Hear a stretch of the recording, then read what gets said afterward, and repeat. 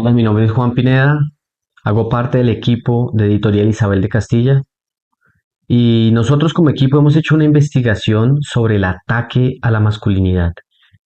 Sabemos que el ataque sistemático a la familia es algo que en las últimas décadas hemos visto con gran progreso y que se ha desarrollado con gran sevicia hacia los miembros de las familias, papá, mamá e hijos.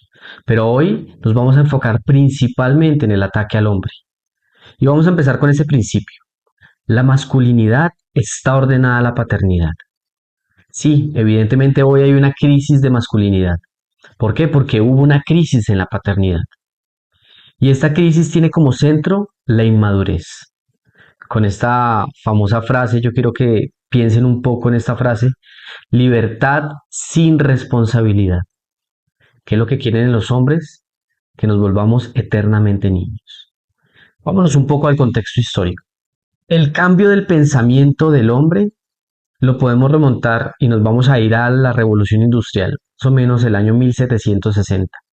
Normalmente, antes de la Revolución Industrial, los hombres trabajaban en casa, quería decir, trabajaban en el agro, porque la mayor fuente de economía estaba en el campo, en el agro, o en los oficios, ¿sí? Carpintero, zapatero.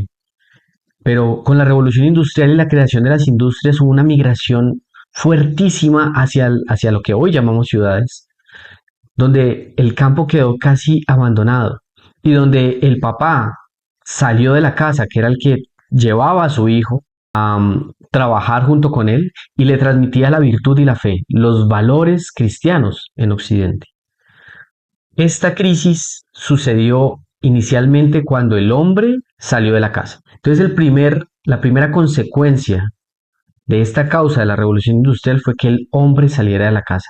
Ya no había quien guiara a su hijo y le diera el rol natural que tenía hacia su hijo. El papá se va a trabajar en la industria. La industria son 12, 16 horas. Recordemos que la revolución industrial, un movimiento basado en el liberalismo, corría que los trabajadores eran obligados a trabajar 12 a 16 horas. Y los papás cuando llegaban a casa no tenían ganas ni tiempo de compartir con sus hijos. Entonces la educación quedó solamente en manos de la mamá. Ese fue el primer gran golpe dado a la masculinidad durante la revolución industrial. Vamos a ver las causas históricas en el contexto histórico de cómo afectó y cómo se sacó al padre y cómo se afectó la paternidad durante la historia. Ya hemos visto la primera, que es la revolución industrial. Ahora nos vamos a remontar al año 1804. Hace poco, en 1789, antecitos, se sucedía este gran acontecimiento perverso que daría uno de los golpes más duros a Occidente, y es la Revolución Francesa. Allí se proclamó, cuando ya se creó la República, se puso como ley el divorcio. Esto era algo impensable, porque anteriormente y durante la historia un poco más adelante se consideraba lo que consideraba el catolicismo sobre el matrimonio, que era hasta la muerte. Y pues poner una ley del divorcio donde las personas decían ya no es hasta la muerte, era separar a la iglesia y al Estado. De esta forma se quitó el principio. ¿Cuál es el principio? El matrimonio es una institución divina, o sea, establecida divinamente por el bien de los hijos. La familia era esa barrera que protegía al hijo, a los hijos. Era esa barrera que impedía que los hijos se descarrilaran y fueran rebeldes, se salieran de sus causas. Pues esa familia empezó a ser atacada, esos muros empezaron a ser atacados desde el divorcio. ¿Por qué? Porque papá y mamá ya no pensaban, especialmente el papá, no pensaba en sus hijos. Ahora, ¿qué estaba pensando? Estaba pensando únicamente en sí mismo. Ya no quería responder por nada de su familia. Pensaba en separarse, en divorciarse. Entonces los niños quedaron a la merced de nadie y empezaron a sufrir las consecuencias porque no había un ejemplo al cual seguir. Ellos simplemente estaban luchando uno contra el otro, esposo contra esposa. En 1932, y esto para ver un contexto más en la hispanidad, la guerra civil estalla en España y se forma la Segunda República unos años después. Allí también se impone, como buenos revolucionarios, el divorcio, que sabía, los revolucionarios inspirados por el demonio, porque sabían que el divorcio iba a acabar con la familia. En Colombia, en nuestro contexto, un poco más cercano, en 1992, fue hace poco relativamente, se saca la ley donde el divorcio ya es ley, ojo, ya es ley. Anterior a esto, se consideraba tener dos esposas, por decirlo así, el delito de bigamia, ¿ok? Entonces, el divorcio es la segunda causa del ataque a la masculinidad. Ahora vamos por la tercera. Recordemos, revolución industrial, el hombre sale de su casa, deja de transmitir el valor a sus hijos, la fe, las virtudes a su hijo, el rol, especialmente a su hijo. El segundo, el divorcio, donde el hombre se vuelve un egoísta. Y ahora vamos con el tercero. Mayo del 68, Francia, revolución sexual. Y ya el hombre se hace presa de sus pasiones. El hombre se vuelve esclavo de su miembro. El hombre se vuelve esclavo de las bajas pasiones. ¿Y qué es lo que sucede? La revolución sexual, que fue un movimiento cultural impulsado por aquellos que querían destruir Occidente, se empezó a generar en todas las universidades, atacando a la juventud principalmente. Inclusive seminarios no se vieron libres de esto. Como consecuencia de esto, ¿qué generó? Pues la promiscuidad.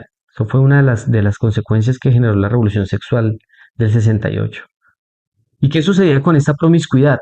Pues que el hombre, anteriormente, cuando escogía a una mujer, la escogía de acuerdo a ciertas características de pronto económicas, que es lo que se llamaban los dotes y todas estas cosas. Y se escogía o por políticas, por causas políticas, no sé, los reyes cuando se casaban entre ellos, lo hacían era por consecuencias políticas, para que su dinastía surgiera, por estrategia política.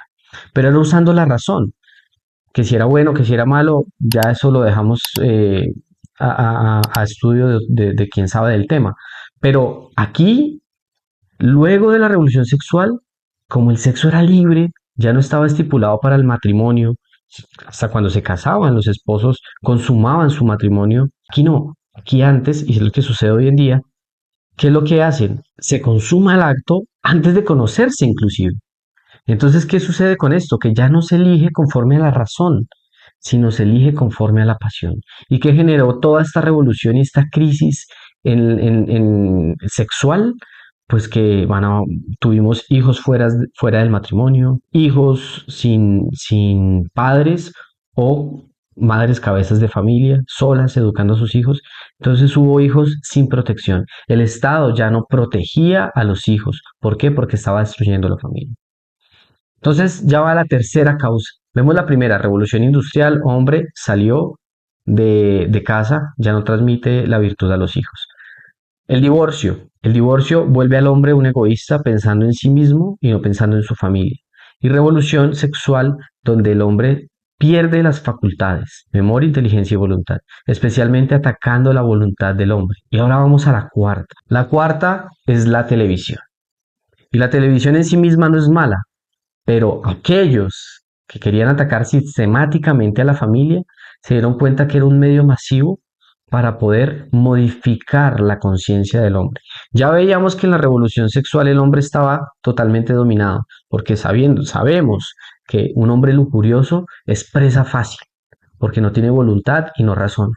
Pues aquí llegó la televisión y empezaron primero mostrándose programas que eran acorde, por lo menos en los Estados Unidos, que eran acorde a la sociedad del tiempo. Entonces había programas donde mostraban el papá que proveía, la mamá que estaba en casa, sus muchos hijos, y era como los roles muy funcionales, lo natural. Luego de eso fueron cambiando poco a poco, poco a poco. Y les voy a poner un ejemplo claro de un cambio que tal vez no nos hemos dado cuenta. El Chavo del Ocho. El Chavo del Ocho fue ese cambio a la familia, ese ataque a la familia sutil a través del humor. Porque muchos decimos, no, qué humor tan sano. Claro, eso es sano para lo que hoy conocemos, con todas las aberraciones que tenemos. Pero para la época fue un ataque realmente duro contra la familia. Y les voy a decir por qué. Pregúntense ustedes, ¿dónde está la familia en el Chavo del Ocho? ¿Dónde está la esposa de Don Ramón? ¿Dónde está el esposo de la señora Florinda? ¿Dónde está la mamá de Ñoño? No hay familia. Y peor aún, se empezó a deconstruir la paternidad. ¿Por qué? Porque ¿cuál era el padre ejemplar, entre comillas, allí? No había padre ejemplar. Había uno que era prácticamente un avaro y otro que era este don Ramón, que era prácticamente un vago, un hombre que no le gustaba trabajar, que no tenía trabajo y que no era guerrero para proveer por su familia y sus hijos, tanto que debía tantos meses de renta.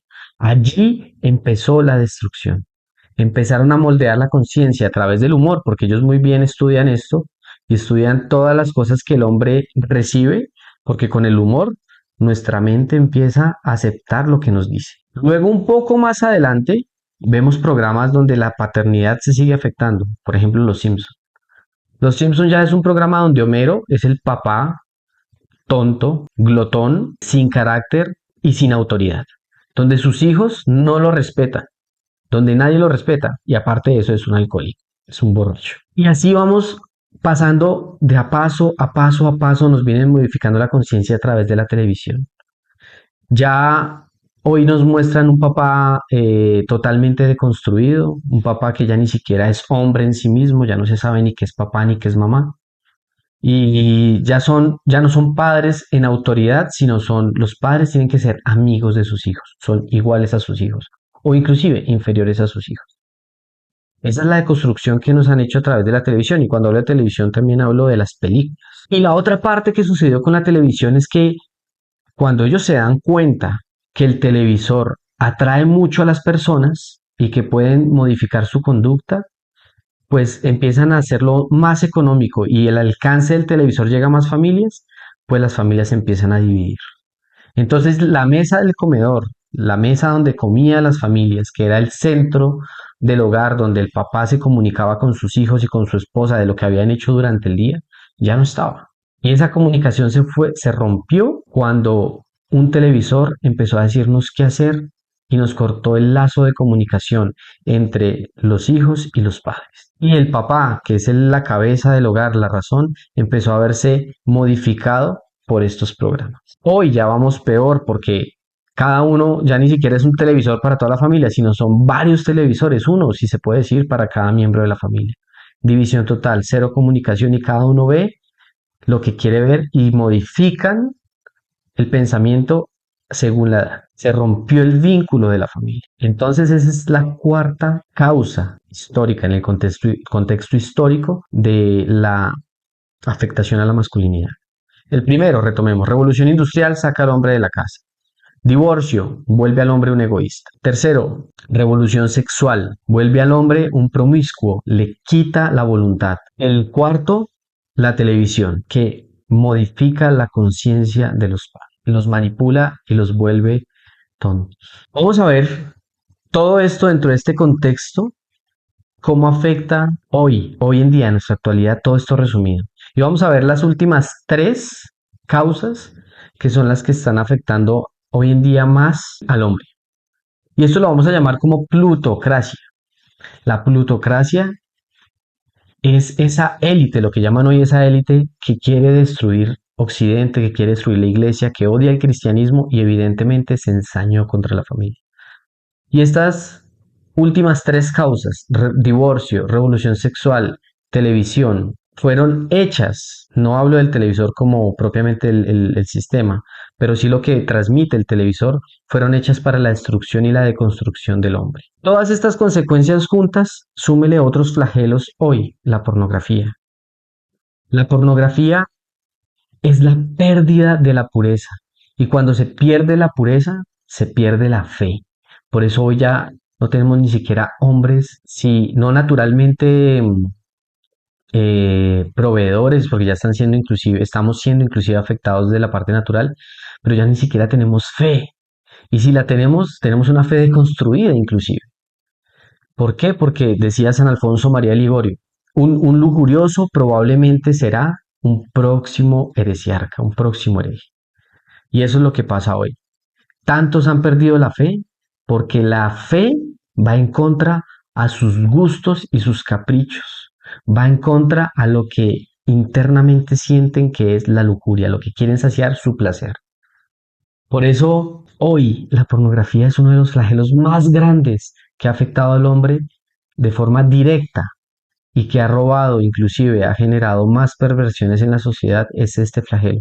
Y ojo, la pornografía se ve solamente como lo que se ve por internet, pero ya estamos tan acostumbrados que los anuncios mismos de televisión son pornográficos. Y nosotros ya no nos damos cuenta porque nos han ido bombardeando y bombardeando y bombardeando de este veneno que es la pornografía, la sensualidad. Por todos los medios se transmite la pornografía. Televisión, música.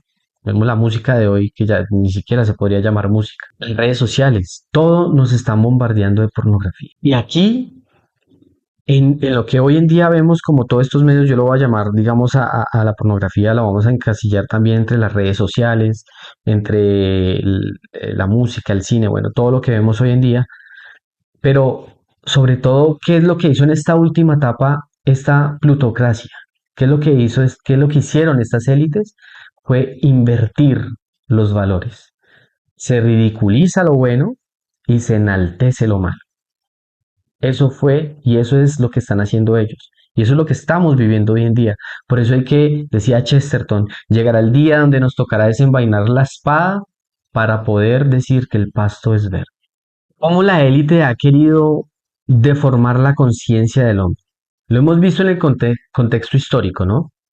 Y hay un común denominador en todas estas tres etapas, y es la impureza.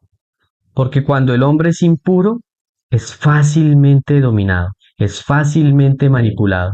Por eso, cuando se le nubla al hombre las potencias del alma y se le quita la capacidad de razonar, lo que hace es que usted sea presa fácil de lo que le están dando. ¿Cómo le venden al hombre que está haciendo bien? Con una frase bastante curiosa y es, usted debe ser feliz. Y no lo dicen con el sentido trascendental de la vida, sino puramente terrenal. ¿Y cómo es usted feliz? Dándole rienda suelta a las pasiones. Tiene que desear, tiene que buscar, conseguir a toda costa el placer. Si usted no tiene placeres en la vida, usted es infeliz. Y de esta forma, ya con la impureza, es fácil de manipular. Y luego le dicen a usted, usted debe ser feliz. Y usted dice, pero ¿cómo soy feliz? Ah, mire, aquí, consiga todos los placeres del mundo.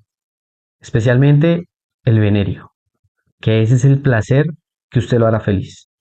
Y todo esto genera una inversión de valores, porque luego de que usted ya cae en la impureza, cuando el hombre cae en la impureza, ya es mucho más fácil poder aceptar cualquier otra cosa que le intenten dar a usted. Entonces hay una inversión de valores. Entonces esta inversión de valores, ¿qué es lo que genera? ¿Cuál es la suma de todas estas causas y de lo que hemos visto del contexto histórico del hombre?